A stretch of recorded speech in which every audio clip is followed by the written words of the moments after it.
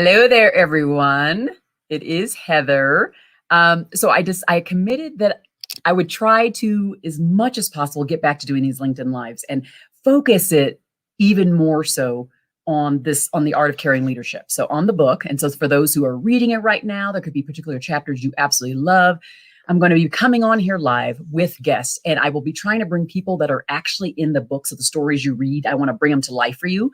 So I'm doing that today by bringing on Trent, Mr. Trent. He is in the book. He's actually in the self-leadership chapter. And so you'll find him in there. And then I'm also going to be bringing on Brian. Brian's here, Brian Kelly, and he is one of the caring leadership coaches. So for anybody who hasn't either already read the book or hasn't seen anything about the book, so The Art of Caring Leadership really is a book that puts more meat around this idea of caring and not making it so nebulous and squishy anymore.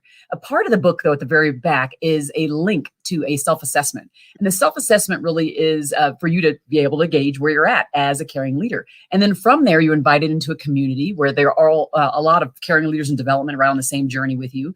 And there are caring leadership coaches that I've hand-selected for people who would like to work with a coach in conjunction with their self-assessment or just on the journey alone. And Brian is one of those. So welcome, gentlemen. Thanks for having us. I'm excited. Thanks, great to be here. So what I want to do today is I want to focus in on self-leadership and particularly on this idea of owning our own growth. And that is because Trent's in that area. I want to kind of have him reveal some of his journey as it relates to caring leadership and but where he was at, and that just to basically display that it's not about perfection and that the road can be bumpy. This is not one that's filled with necessarily chirping birds and sunshine all the time. So I don't know, Trent, I'd love to just hear your story. I love the story that's in the first chapter, self-leadership. I think it was like page 27, where you talk about that journey you took and where you were at from a mental place. And then you had gone and done a couple things, and then you changed the way you led. So let's walk people through that a little bit if you could. Well, it's always sunshine and birds here in San Diego, but I became a general manager at a very young age, 19 years old, in hotels, and I had a great time. I mean, I was, at least thinking I was making tons of money. I was managing a hotel. I kind of felt important. I felt like a big deal, and as I went along, I started to figure out that I didn't know everything. Maybe my parents were right that I didn't know everything. But it didn't come to me early. So in 2012, I felt myself kind of getting stale, getting just kind of stuck, like I wasn't ever going to be a better leader. And I just was kind of irritable. I mean, I noticed a lot of things about myself, and I thought I need to change this. And that's when I enrolled in the hospitality master's program at San Diego State University. And the program was just a cohort of 10 people, so it was very, very intimate. And really, between the self-assessments and all the things we worked on, it was a remarkable transformation in 13 months. And I really, my team there, who probably, if you asked them in 2012, probably would say, I'm not going to work with that guy again, to now I talk to all of them still, and mentor them and help them in their continuing careers. 13, 14, can't do math.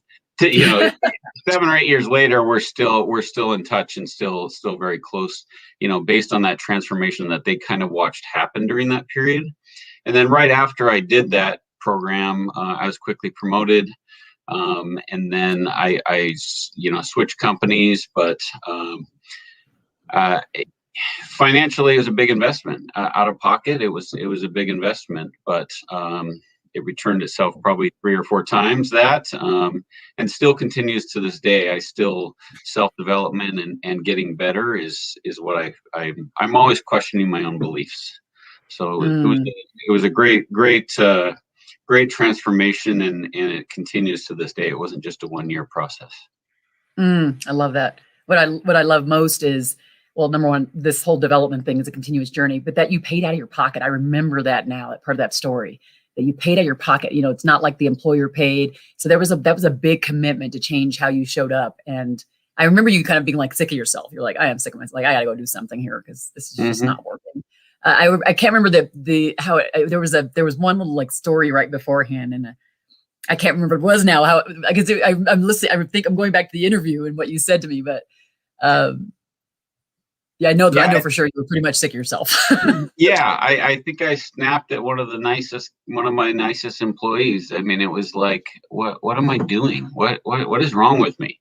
I've got a good job. I've got a good family. It's just, I was just kind of stuck, I guess. So, but now my self-awareness is really pretty strong, and I know myself now.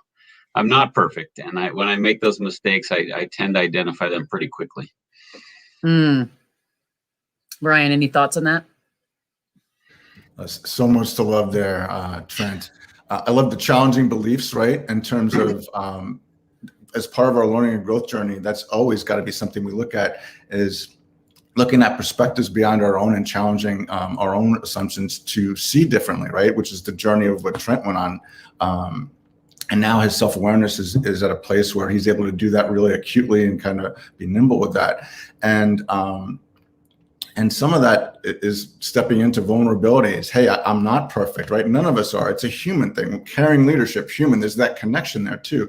And so I know with my journey is about shifting my relationship with vulnerability. And once that happened, I saw differently. I showed up differently. I showed up more as myself.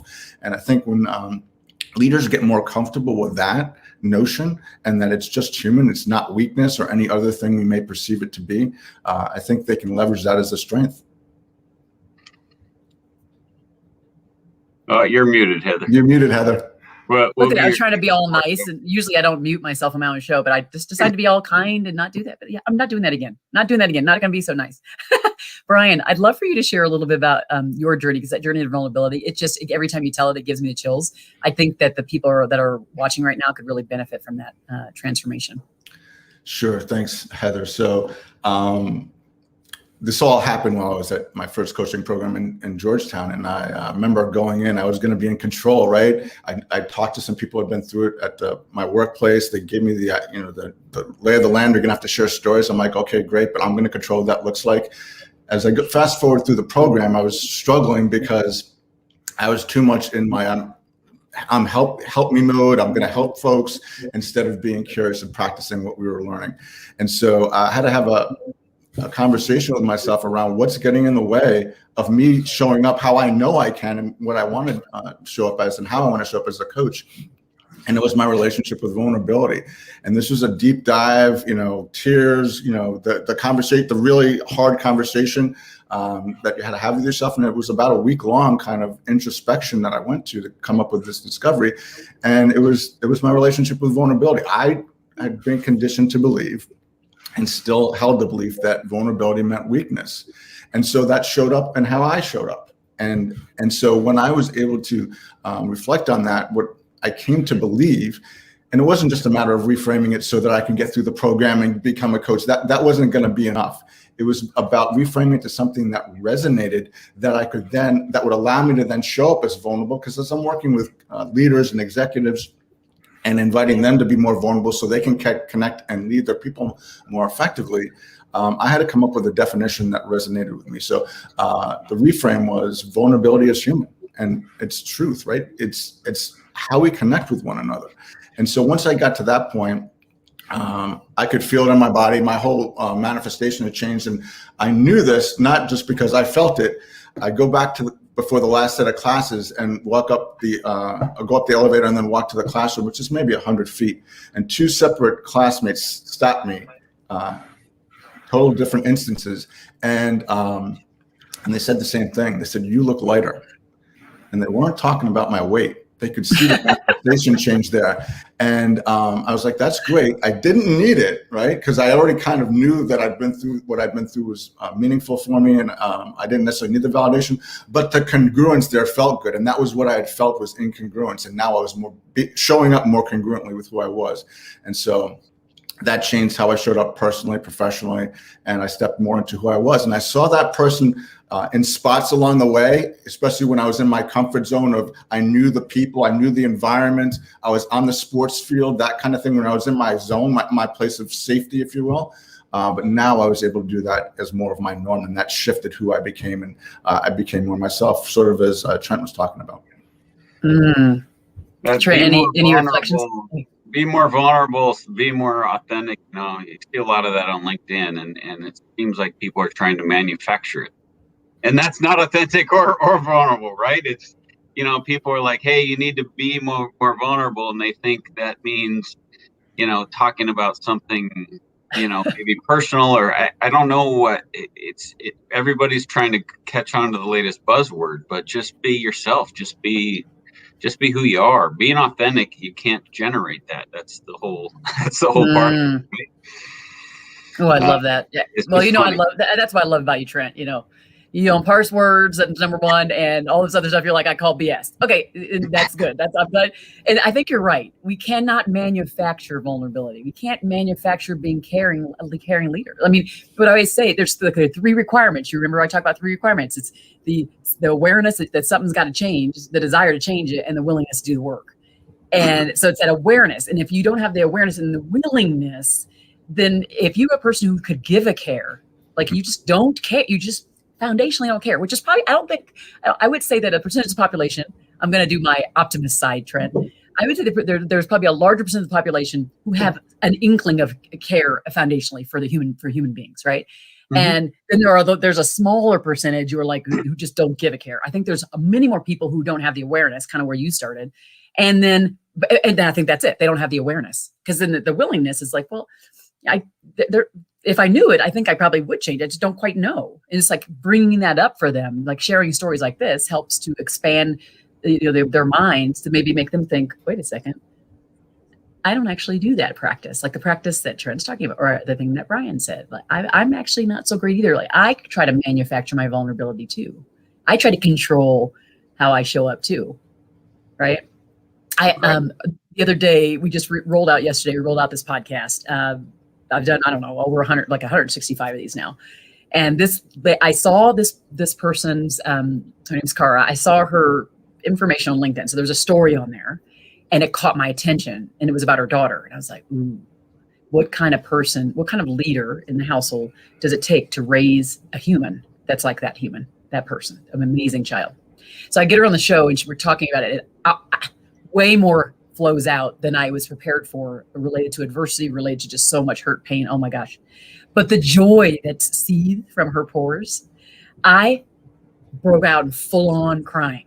I'm like, okay, well, this is the very first time that on my show, I have full on cried in a very ugly way. I am not joking. It was like this idea of vulnerability. There was no prettying up that face. She got me with the reality of the humanity of her. I mean, all the joy that was there, irrespective and despite all this other crazy stuff. It was Kara Western. And I'm just like, so I would say, whoever's watching this now, like, I would say, like, definitely go after this show and run and watch and listen to that episode. I am not joking. It was probably the most impactful one that I've had. And no, Trent, nothing against you, sweetheart. But this one, I am not joking. When you hear it, you will be like, holy moly, wow. And the other thing is it'll give you a lot of perspective, right? And so it'll just make you, that's what I love about all the stories, and including all those stories, the voices of all of you in there, not just Heather's voice. Number one, I don't think I'm that important. So to hear everyone else's voice kind of aggregated in this place and parse, put in their particular categories to tell the story, to me is just way more impactful. I was so impressed by everybody that I talked to, because I'm just like, going back to vulnerability.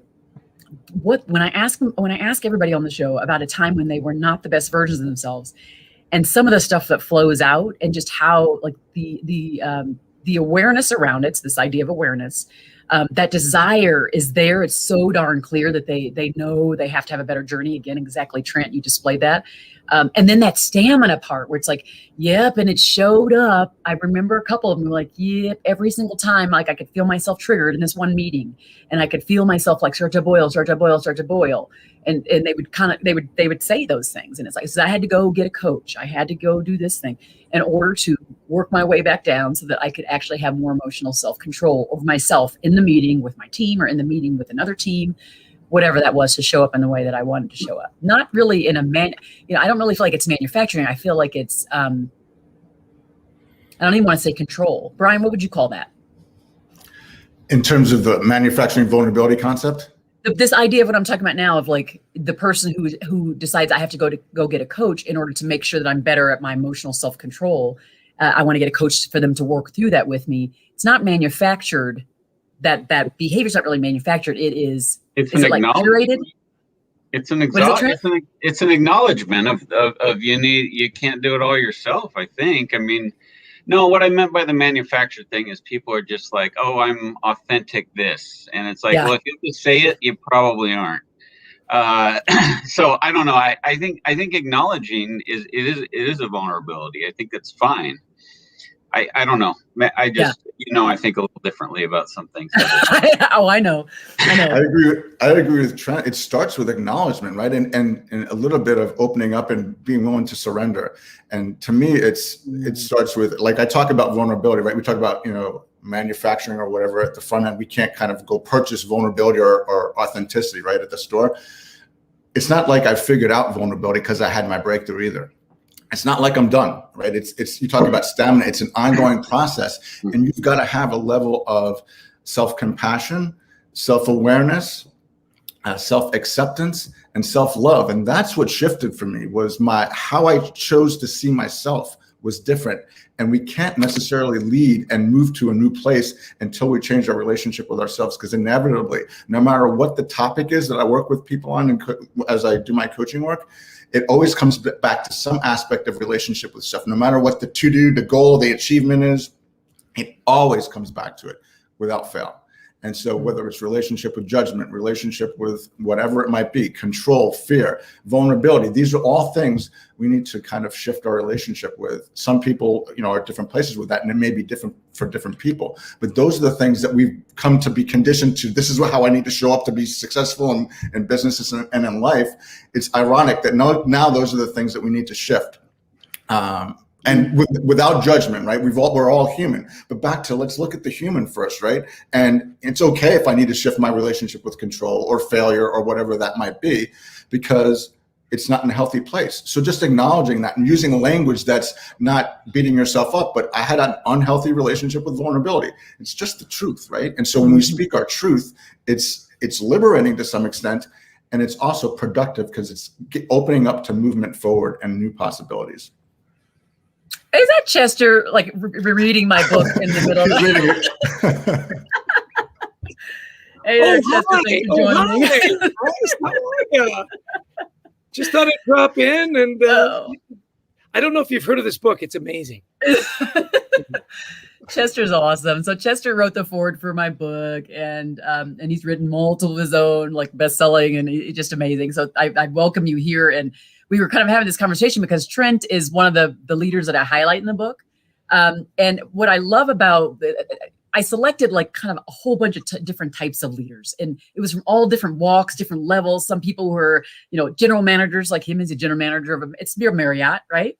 It's a Marriott. Yeah, general manager of Marriott. Then we have, somebody who is the line supervisor at a print production place. And then we've got someone who's a CEO of a bank. And they're just all over the place. I did that because I wanted to say, okay, does it change? Do the things that are really important that actually demonstrate care and then again, reconciling that with all the voice of the employees and the surveys and things that I've read, do they change given industry or level, job function, that kind of thing, within that, the management level? And the answer was no. And so when people ask me now, what do you need to do for a brand new manager versus what do you need to do for this manager? I'm like, besides like, yes, show them the timekeeping system and, show them how to do time, like basic things. They all need that same foundation. Caring leadership shows up no matter if you're a line supervisor or CEO. And I think it's always so funny when people try to exclude like this, at least the work that I do, and they'll go, oh yeah, our mid-level managers and our line supervisors, they need this stuff. And I'm like, I am pretty sure I've worked like lots of years as reporting right to like the C-suite, like right there, next to them. And I am pretty sure they need this stuff more. than a line supervisor because it rolls downhill, right? Anybody agree with me on that? Yeah, I mean, I'll jump in. It's often said, and I think it's true, that the way a leader acts gives everyone else permission to act the same way. And so there's no better way to model that great behavior than to live it yourself. So you're absolutely right. I always love that. It's like the sermon at church. And when it's all said and done, the congregation comes up to the pastor and says, "Geez, I wish my neighbor had been here to hear that." It's like, and you didn't get anything out of that, and you didn't need one bit of that. And it's all about being a good neighbor, right?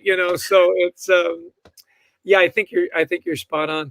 Do you also find, and I'd love to hear from Trent and Brian on this, is that in your practices and stuff, when people say, yeah, I get what you're saying about, the art of caring leadership and so on. We're just a little different. Like we're a bank or this, so we're just a little different. We're agriculture or we're hotels.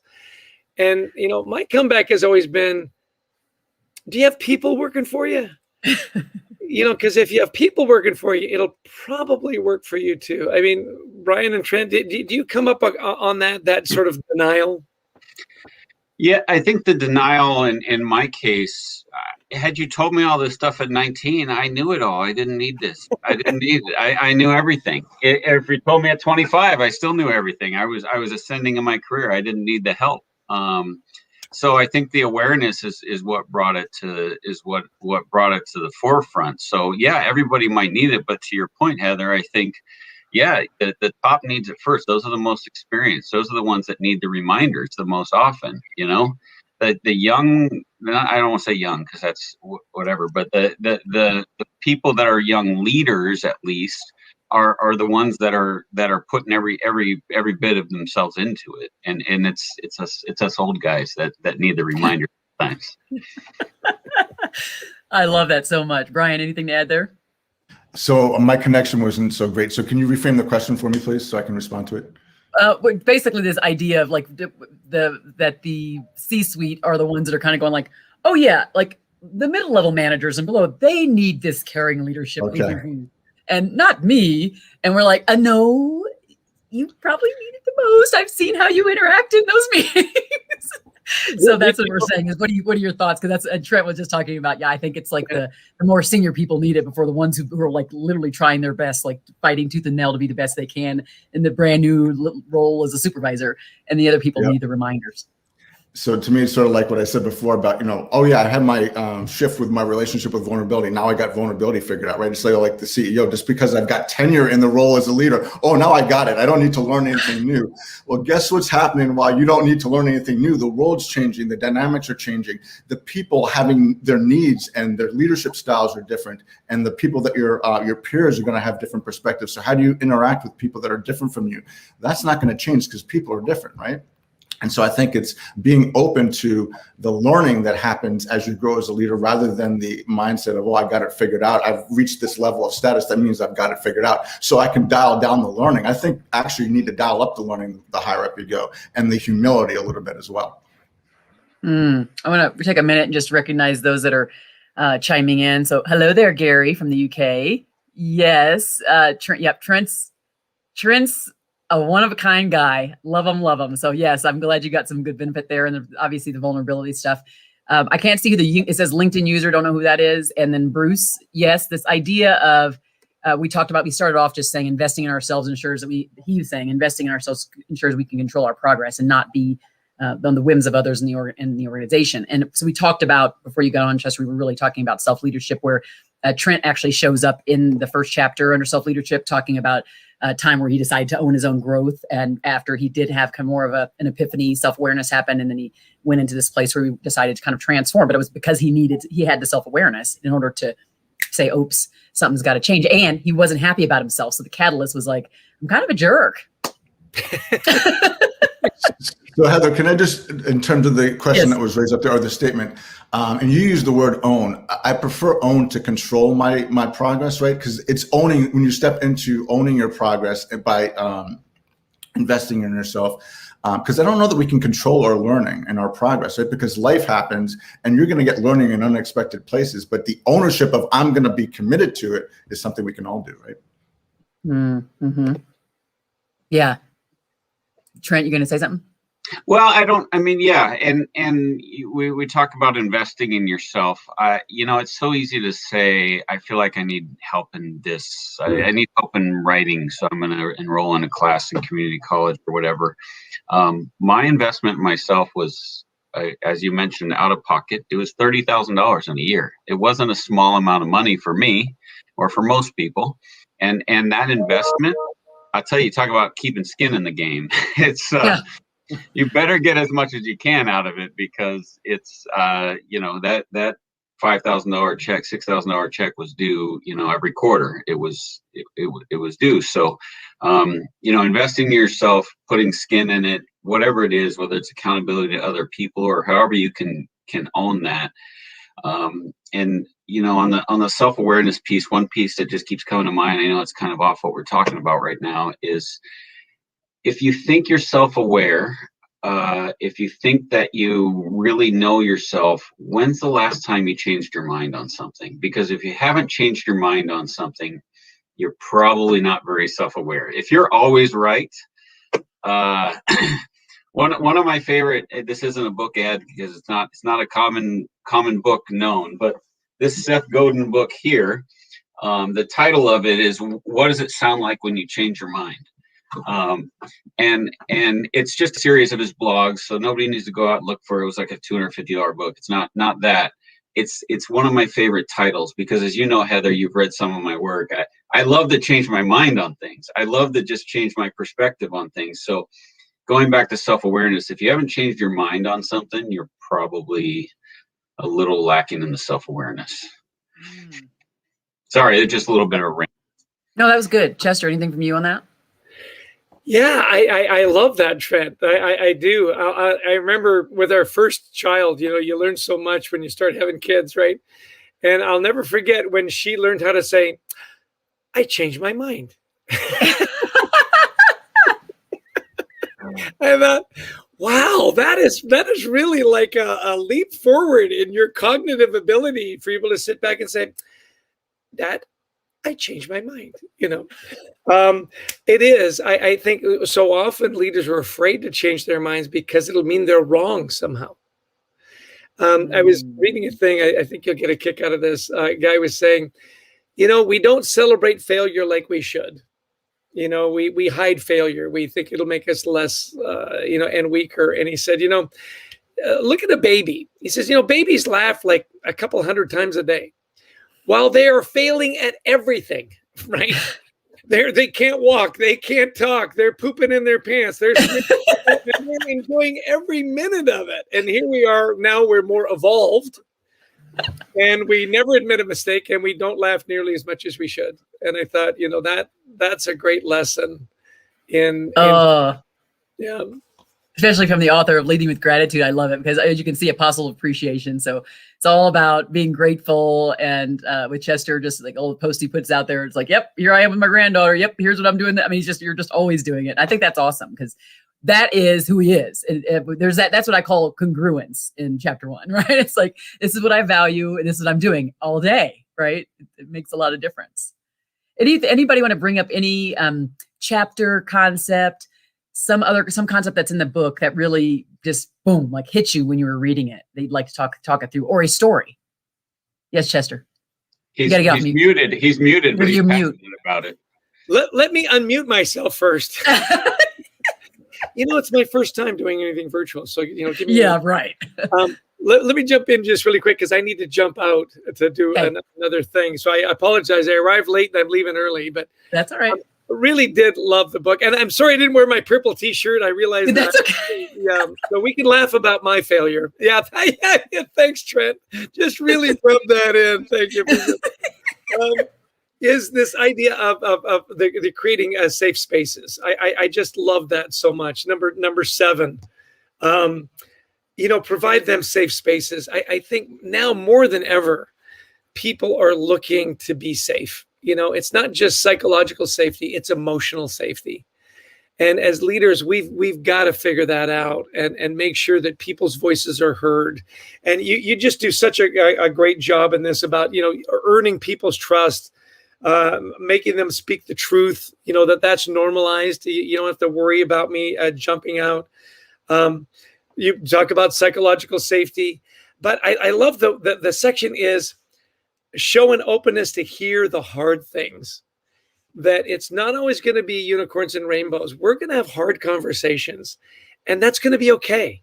That's going to be part of what we do. And I focus a lot on trying to provide a space for people to point out where I'm getting stuff wrong. To your point, Trent, where I'm getting stuff wrong, it's okay. And then I try to be as vocal as I can with my team about, this is some of the feedback you gave me about how I'm not running the team meetings quite as effectively as you want, and we're going to try something different today. I just nailed it, Heather. Nailed it. Thank you, Chester. Thank you always for popping in.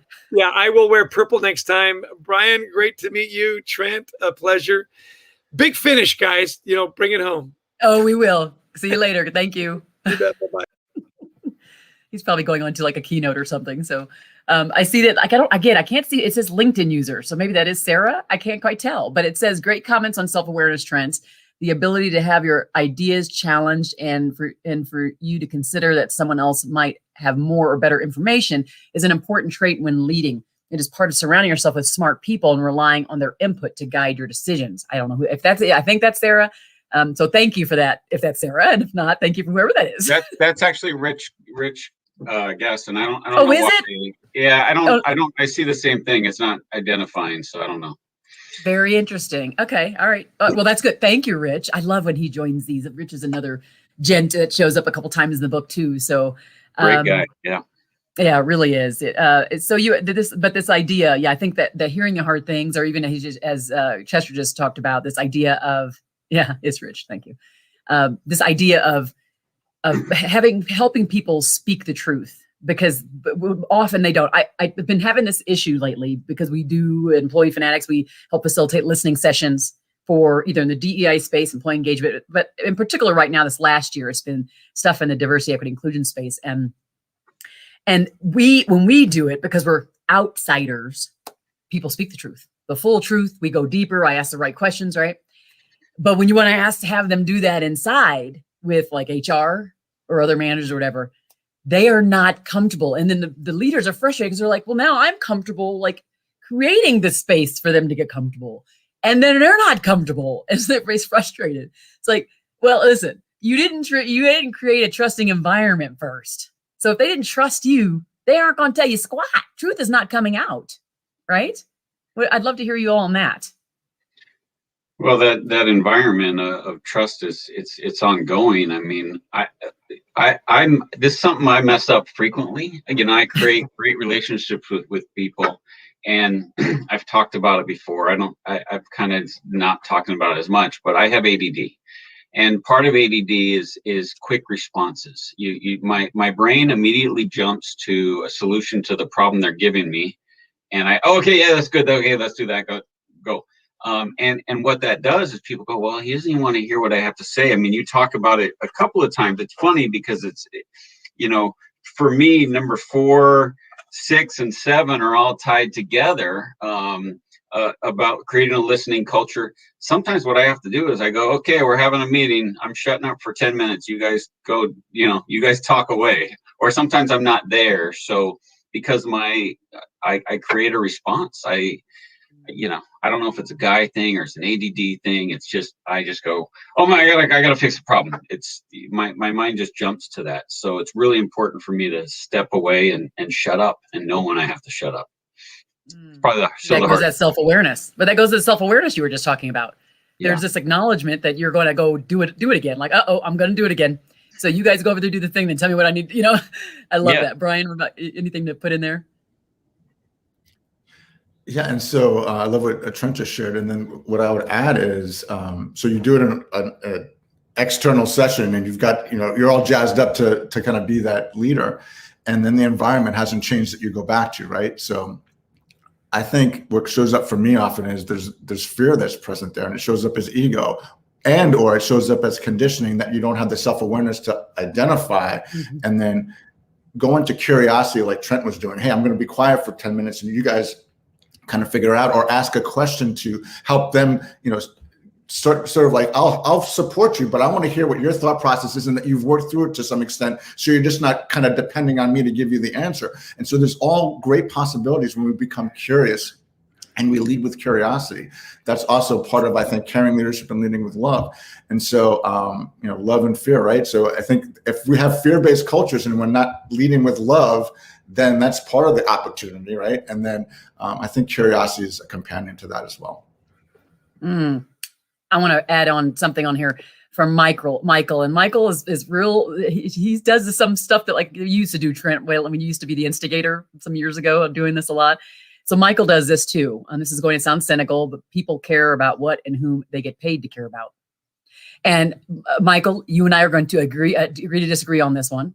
There are people who are that way. Absolutely. And there's two ways I want to say this. Myself as a leader, I didn't just care for people who I got paid to care about.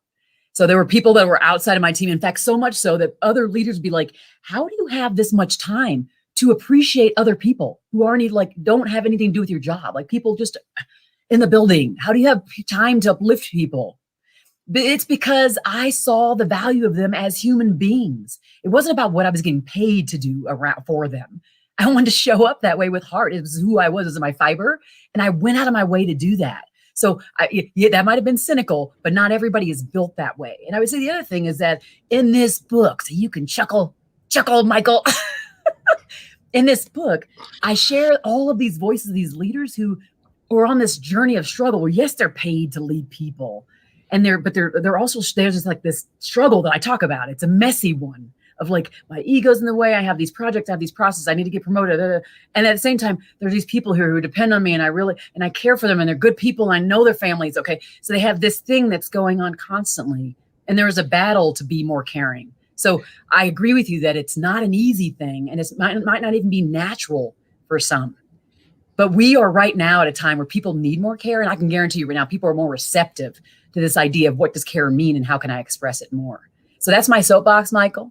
Next time, maybe you have you on the show, right? and I love you when you come in here because the instigation is good. It really brings out more in us. And now I want to have Trent and Brian kind of chime in too here. Well, I mean, for me, if you go to Dr. Marciano's book, Carrots and Sticks Don't Work, I mean, people don't really do things for money as much as we think they do, whether they're salespeople, whether they're, no matter what it is. When you go down a list of things that people care about in their jobs, money's fifth or sixth on the list. It doesn't matter if they're the CEO or if they're an hourly associate. It's not about pay. It's about so much more. Feeling like you're a part of something important. Feeling like you're cared for. Pay it's important. Don't get me wrong. We have all got bills to pay, but it's really not what motivates. I don't use incentives programs. I don't use carrots or sticks in my normal process. And the reason for that is I just feel like if I show everybody the way and if I show them that doing the right things is what really matters, then they'll do the right things and we'll get to the pay part. It'll get there. But I don't feel like pay is the driver of behavior. And I want to say this before Brian, because I know Brian's going to say something super sage here. Trent, that's the reason why he's in the book. What I love so much about just how he leads, well, it's unfettered is what it is. It is just like raw and it is just like human to human and it doesn't have all the fluff. So like Michael, like I said, Trent's kind of your guy. It's not about all the fluff, but it is about like the connection and like humanity and it's just like team to team, person to person. Let's just like talk as humans without all the stuff above it. So I love that. Thank you so much for sharing that. That gave me chills. And then Brian, let's hear your sage here. So adding to both what you and Trent just shared, money is important, but it's not the most important. And I get curious about, what does motivate people? And what I found is when they get to contribute through their strengths and be of value and be valued, right? And so I take myself as an example. I was hired to do a job, right? And I was doing well at the job. But then this Rising Leaders organization came up about how to kind of build, it's sort of like an ENG for lack of a better term, but it was an employee-led organization that ended up getting executive support for giving opportunities to build a network across the entire organization, but also to get leadership opportunities and develop leadership skills they may not get to experience in their jobs, because these are people generally early in their career. And so I look at it as, what if we looked at what people chose to do rather than what they had to do, right? And so where do people invest their time to, like, if you're getting a committee together on culture, you're getting a committee together on something that would benefit the organization, who shows up to that? What kind of things are they choosing to do? And so there's contribution there. How might I, as a leader then, because I'm connecting, to your point, with my people and understanding them better, oh, wow, this person's got, and they not only what do they participate in, but what roles do they take and what kind of skills do they bring? Oh, I didn't realize Heather had strategic. I didn't realize Trent was such a great relationship builder. And then how do you bring that to the team? So there's the opportunity there, but we don't look for that, right? That's not our first look is, hey, getting curious about the person. What are you doing outside? How do you spend your time outside of work? And what are the skills that show up there? And then how might we bring them in there? Because this is back to the leading the whole person. I guess it's, in the book, right? Leading the whole person. If I know the whole person, not only can I lead them, but I can invite them into opportunities that allow them to contribute to their strengths, which energizes them, brings greater contribution, and then creates ripple effects. And then what's possible when we get to that point and creating the conditions. I love it. Well, what I want to do now is take these because I want to just kind of go maybe till 15, another 3 more minutes. So now what I want to do is just go around.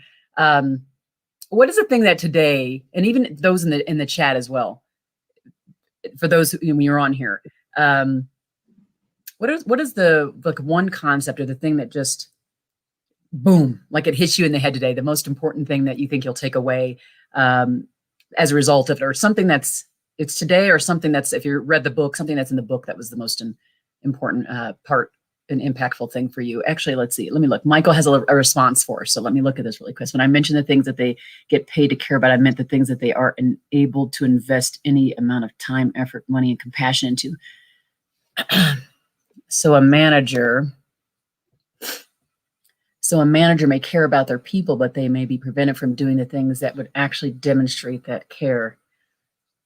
I see what you mean. So you're just saying, like, maybe the people are dictating how that is, how they can kind of show up, whether they have it or not. It's what they're required to do. And I don't know. I know that's your response. I get it. And unless someone like tied my brain down or like made me sleep through work, it's not going to stop me from showing up the way I want to show up. We all get a choice. The self-leadership concept is in the front of the book for a reason. It's the biggest, most robust part, and it's the biggest course I teach in the academy too. And it is because it is how we decide. Are we congruent? Are we congruent, meaning are the things that we value, do we live those every day? Are we the person that we say we are we in fact that person more often than not? Or are we one person here, one person there, this manufactured concept we talked about earlier? So I think we all have a choice on how we get to show up. It is our choice. So whether a leader says, well, I can't pay this money to take them to lunch, well, that doesn't matter. Taking them to lunch is less important than how I interact with them across the table. So that's the kind of stuff I want to challenge all of us to be thinking about. What is in our sphere of control? How can we leave people feeling after they have an interaction with us? There's no boss in the world that can control how I leave you feeling. And that's something I want us to be thinking about. So that's my final tip. And then for you two, I'd love to hear, sorry, Trent, start with you, something that maybe hit you today or that was kind of impactful. It's funny because we talk about it, it's in the book, it's in the podcast. I have to constantly be aware to remind myself to always be learning. I wasn't a reader before this San Diego State program. I am now. I confess most of it's audiobooks because it's hard for me to pay attention for a long time, but listening to different thoughts and ideas and concepts. I read Seth's blog every morning. I read your newsletter, Heather. I read all these different things to have different perspectives, and I'm just always learning. So it's funny, but it's a reminder to keep doing that works for me. When I pause, I was on vacation and I didn't do it or whatever. When I get back, I realize that I've missed that. So for me, it's just a good reminder to stay aware and to stay conscious of who I am and what I'm doing. Thank you for that. Thank you, Brian. And so I love what both of you shared. For me, it's the self-leadership, where you started, and curiosity and connection. So curiosity in terms of learning about your people, about their life outside of work, what their interests are, getting to know them, getting to know the whole person, and that connection that happens there, and asking how they're doing, saying thank you more often. How often are you saying thank you, right? And how often are you lifting them up when they fail and encouraging them to get to the next step instead of, maybe failure as an event kind of mindset. And so I think that the greatest opportunity is to expand your perspective, as Trent had talked about before, and being open to that and not being scared that what I know that might have been a safety net for me before may be changing. Just trust in your ability and believe in your ability to figure things out and to learn and grow and become the leader that you're meant to be, that you're not there yet. If back to the awareness thing, if you're not aware, you're not growing, you're not learning, there's opportunity for growth there that'll better serve you and the organization and the people you work with. And if you don't know how, right, you contact Brian and Heather and they'll help you get there, right? I mean, that's it's absolutely, Trent, absolutely. I'm not aware. How do I get there? And that's, I think a lot of people are like, I don't know where to start, or I didn't know that I'm not self-aware. That's the other problem. But yeah, sorry, Heather, you're trying to wrap up. Well, you're right. No, I mean, you're right with all of that. I think the idea behind how I say, like, we're not alone. Like, there's everybody on this. There's this journey of like everyone around the planet trying to capture this, particularly now more than ever. How do I show more care? How can I be more compassionate? How can I be more empathetic? And I know you hate that word, Trent, but I'm saying it here. How can I do all these things, right? And so the book lays out, again, the structure, but there's an invitation in the back. The invitation is to say, don't stop there. Don't let it just be a book you read, an audiobook you listen to. By the way, the book is on audiobook. So Trent, you could always, if you want to hear me, you can do that. But don't just stop there. Take the invitation, go take the assessment. It's free, unless you wanted the upgraded version.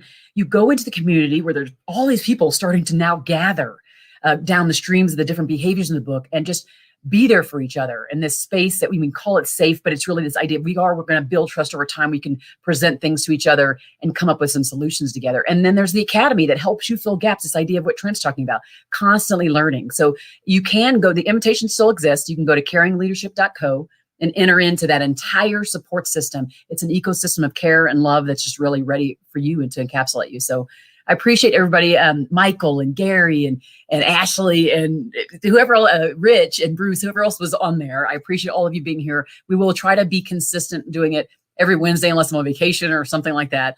We'll try to be more consistent with that, highlighting the different leaders and the different parts of the book. And hopefully this has been helpful and highlight of your day. It's been for me. So thank you all. All right. See you on the empathy one, Heather. Yep.